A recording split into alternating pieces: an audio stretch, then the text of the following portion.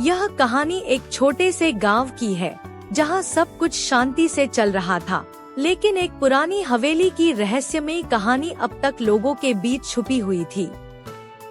हवेली के बारे में कहा जाता था कि वहां एक आत्मा का बसेरा है जो हर रात को अपने अस्तित्व का पता चलाता था।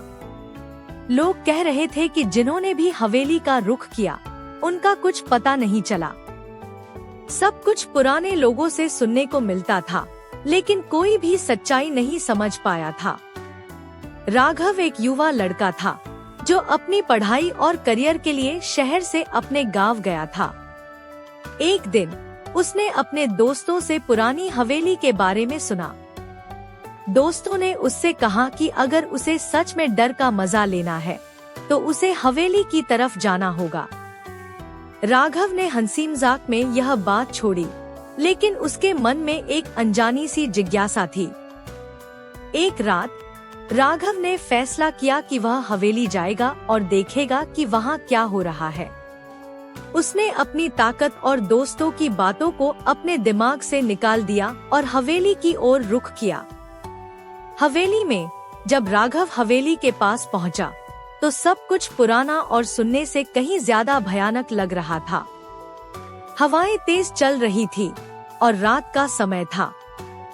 हवेली का दरवाजा धीरे से खुला, जैसे कोई उसे बुला रहा हो।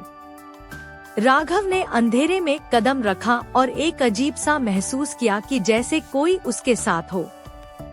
हवेली के अंदर घंटी की आवाज सुनाई देने लगी।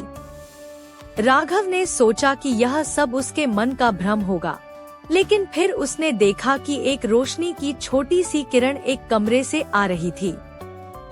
जब वह उस कमरे में गया तो उसने देखा एक पुराना फोटो फ्रेम जिसमें एक औरत की तस्वीर थी। वह तस्वीर किसी पुराने जमाने की थी और उस औरत का चेहरा पुराना दिख रहा था। राघव ने उस तस्वीर को ध्यान से देखा और जैसे ही उसकी नजर उसकी आंखों पर पड़ी, वह अंधेरा और भी गहरा हो गया। राघव ने अपने कांपते हाथ से फोटो को उठाया और तभी एक कथा पुरानी याद उसके मन में आई। आज से कई साल पहले यह हवेली एक छोटी सी खंदानी थी जिसमें एक औरत रहती थी जिसका नाम अनामिका था।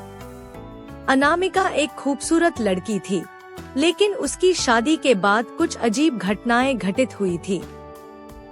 कहानी के मुताबिक उसकी शादी एक जबरदस्ती थी और पति के मरने के बाद उसने अपनी जान लेने की कोशिश की थी। लोगों का कहना था कि उसने अपनी मौत के बाद भी अपनी आत्मा को हवेली में छुपा लिया था। राघव को समझ में आया कि यह पुरानी औरत उसी आत्मा की तस्वीर थी जो कभी शांति नहीं पाई थी। जैसे ही उसने तस्वीर को देखा, एक ठंडी हवा चलने लगी और वह पूरा कमरा थोड़ा घूम गया। उसे ऐसा लगा जैसे कोई उसे बुला रहा हो। एक धीमी सी आवाज उसके कान में गुनगुनाई, मुझे छोड़ो, मुझे शांति दो, आवाज कह रही थी। राघव ने अपने आप को संभाला और पूरी हिम्मत जोड़कर कहा, तुम कहाँ हो? तुम क्यों रो रही हो? अचानक एक रोशनी का गोला कमरे में घूम गया और उस रोशनी से अनामिका की आत्मा निकलकर सामने आई। उसकी आंखों में दर्द और आंसू थे। अनामिका ने कहा, मुझे अपनी मौत के बाद शांति नहीं मिली। मेरे पति ने मेरे साथ कभी प्यार नहीं किया और मेरे जीवन का सफर दर्द और तकलीफों से भरा था। अब मेरी आत्मा को शांति नहीं मिल रही। राघव ने अपने दिल की सुनी और कहा, मैं तुम्हारी मदद कर सकता हूँ। तुम्हें शांति मिलेगी अगर तुम अपने पुराने दर्द को छोड़ दो और अपने सपने को समझने की कोशिश करो।